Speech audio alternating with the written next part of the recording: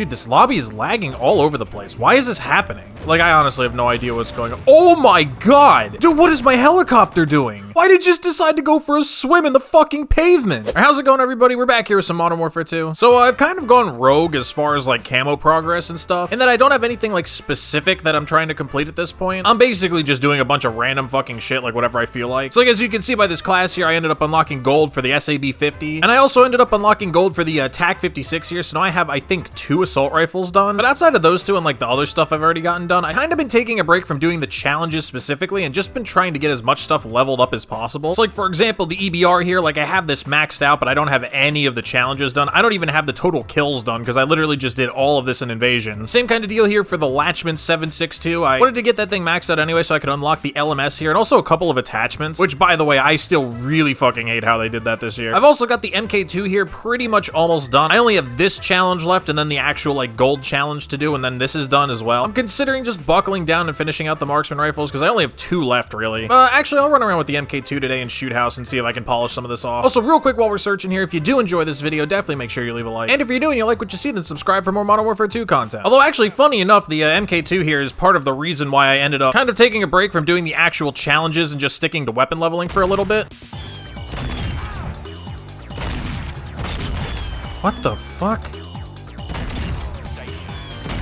Ugh.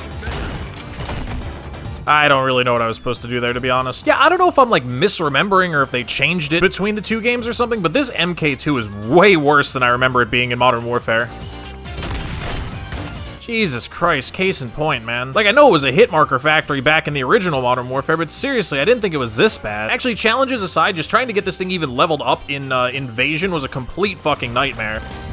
Oh my god, that's so fucking disgusting, dude. Yeah, after consideration, I'm not so sure Shoot House is even the playlist to be doing this. But yeah, so if you don't play Invasion or you like just don't know or whatever, in Invasion, at a certain point in the game, the AI starts spawning in with like body armor. You know, like you would have on in Warzone or DMZ, or if you had like a ballistic vest or something, right? And the problem with that is the body armor in question is actually pretty significant. Like, I don't know what it would equate to as far as like plates in Warzone or something, but trying to use the MK2 against them is fucking impossible. Because once they start spawning in with the armor, it can take up to 4 bullets to actually kill 1 AI. So you pretty much can't farm XP with the stupid thing after a certain point because, for one thing, the AI usually travel in groups at that point in the game, so like, in the amount of time it takes you to kill 1 bot, another one is actually going to manage to kill you. Or if not that, another player is going to figure out where you are because you're sitting there spamming bullets into 1 bot. It just doesn't make for a good experience. It was getting very frustrating by the end.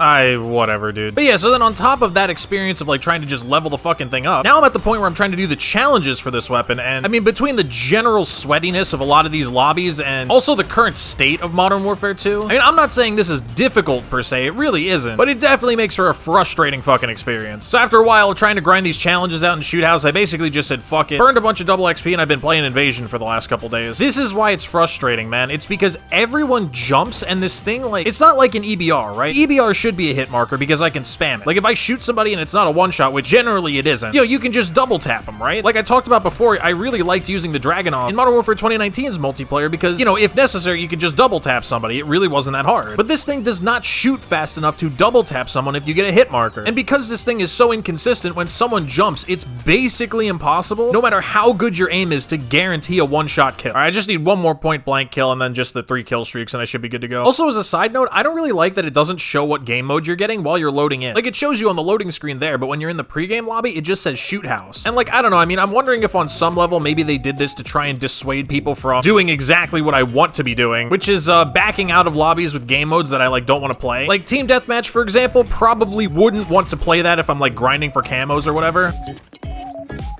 Ugh!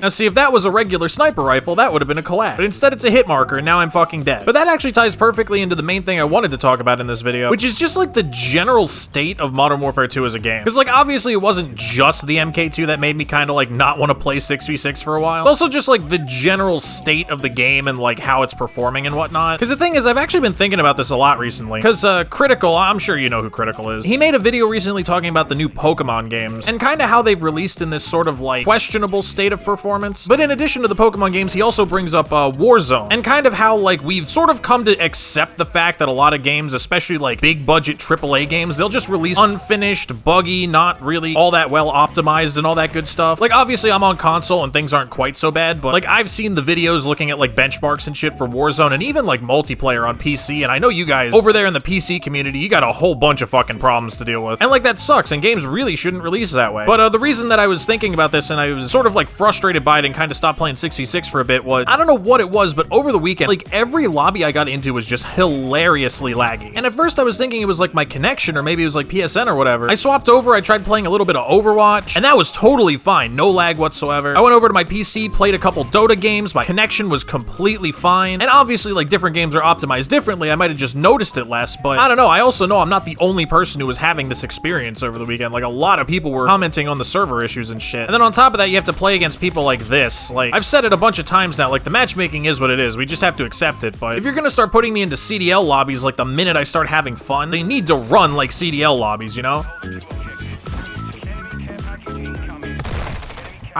What? Why did I? This game is so fucking frustrating, dude. I can't even describe it. Like, don't get me wrong, it's a good game. I'm not saying it's not a good game, but much like the last 3 games, it just makes my brain hurt thinking about how much better it could be. With relatively minimal improvements, mind you. I somehow got 2-3 kill streaks that game. I feel like I didn't get any. But yeah, I don't know. I'm sure I kind of rambled on this point and I didn't completely make coherent sense, but I do kind of want to echo Critical's point here. Because like, I'm old enough to remember a time where when a game released, that was it. Like, even for multiplayer games, if we got like maybe 1, 2, 3 patches throughout the year, we were really lucky. So for the most part, the state a game released in was the state that it stayed in forever. And that's why, like in COD 4, for example, yeah, you know, there were weapons like the M16 with stopping power and shit that were wildly unbalanced, and if that shit was in the game today, we'd probably be really upset about it. But we were kind of more okay with it back then, because back then, games didn't get patched. That's just, you know, what you got was what you got. But at the same time, COD 4 released in a much more functional state than any of the last 3 Call of Duties did. And oddly enough, not more of a functional state than this game, but somehow after Season 1, it got worse. Which is another thing I don't understand. Like, why do major updates always seem to break AAA games nowadays? I was just talking about this with Dota too as well. There was just a big update for like their Battle Pass and their like winter/Halloween event, Diretide, and on the day it released and for like probably a week after, the entire game client ran like absolute dog shit.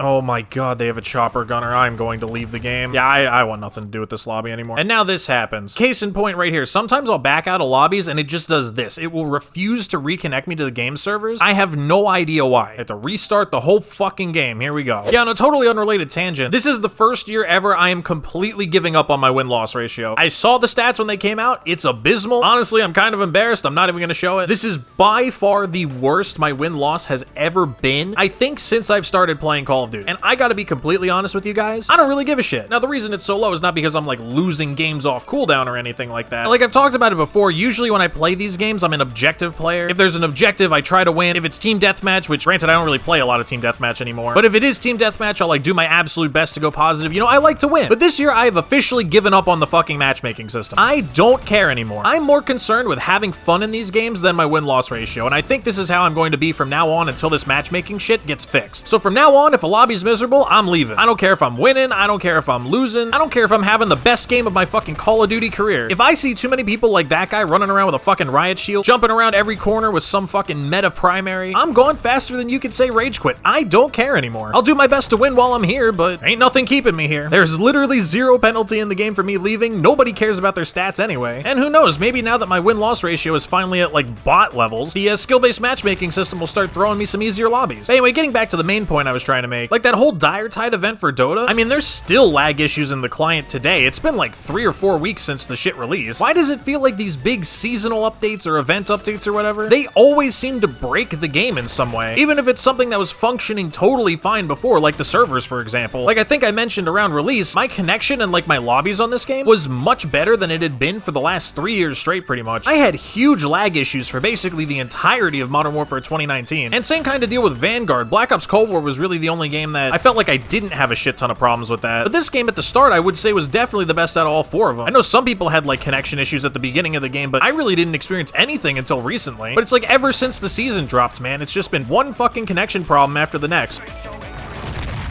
I shot. I do not care. I shot. I'm watching this kill cam.